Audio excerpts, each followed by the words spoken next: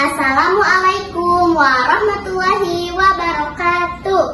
Sampurasun, salam literasi. Perkenalkan, nama saya Firial Askapuina. Saya sekolah di Sekolah Dasar Negeri Sapan 1, Kecamatan Bojongsoang. Hari ini saya akan mempresentasikan tentang review AIK. Apa sih itu AIK? A-nya adalah alasan, I-nya adalah isi, dan H-nya adalah hikmah. Judul buku yang saya ambil untuk review AIK ini adalah Kumpulan Cerita untuk Anak Negeri 5. Penulisnya adalah Joko Handoyo dan Tin Tisnawati dan diterbitkan oleh Media Tama dengan jumlah halaman 44 halaman. Alasan saya mengambil cerita ini adalah cerita ini sangat menarik untuk dibaca, mudah dihafal, dan bisa menjadi pelajaran kehidupan untuk sehari-hari agar menjadi lebih baik. Isinya adalah, pada sebuah cerita, ada seorang bapak beserta istri dan anak-anaknya sedang melakukan ibadah haji di Mekah. Mereka termasuk keluarga sakinah. Ketika mereka sedang melakukan tawaf di Mekah, tiba-tiba salah satu anak perempuannya hilang. Orang tuanya pun bingung mencari ke sana kemari. Padahal itu hari terakhir mereka untuk ibadah haji.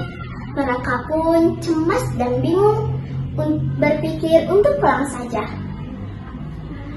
Mari kita pulang, Bu. Kita pasrahkan pada Allah saja, kata sang ayah. Baik ayah, ibu ikut saja, kata sang ibu dengan hati yang sedih. Mereka pun pulang dengan hati yang sedih. Di hari yang sama, gadis itu juga bingung dan sedih mencari orang tuanya. Ia tidak tahu alamat kepondokannya dan tidak punya uang sereal pun. Dan akhirnya ia menjadi peminta-minta di pinggir jalan. Pak, kasihan Pak. Saya belum makan, saya belum minum, kata putri itu dengan perut yang lapar.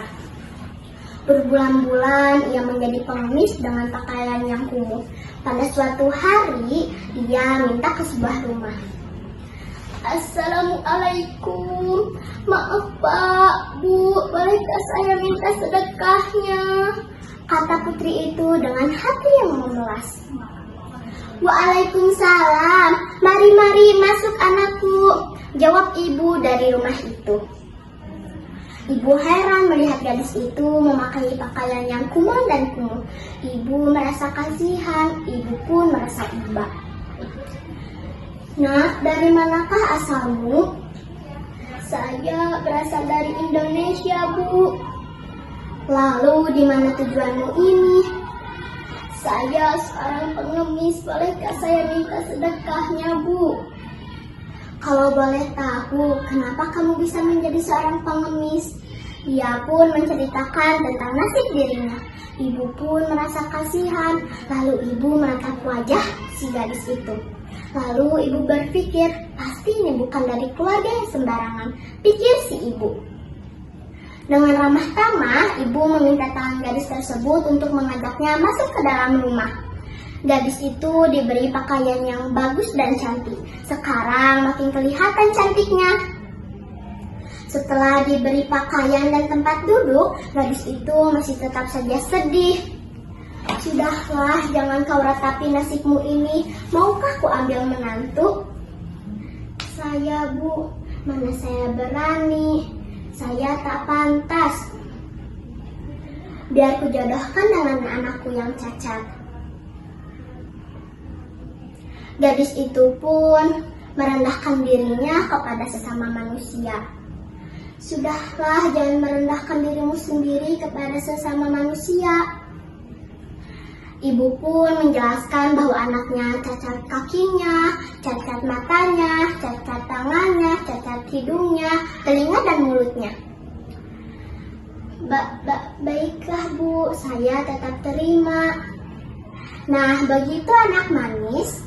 Sebelum akad nikah dimulai, si gadis dijelaskan bahwa anakku cacat matanya karena tidak pernah melihat barang yang haram, cacat kakinya karena tidak pernah melangkah untuk kemaksiatan, cacat hidungnya karena tidak pernah mencium sembarangan, cacat telinganya karena tidak pernah mendengar kata yang kotor, dan mulut yang cacat karena tidak pernah mengatakan kata-kata yang jorok.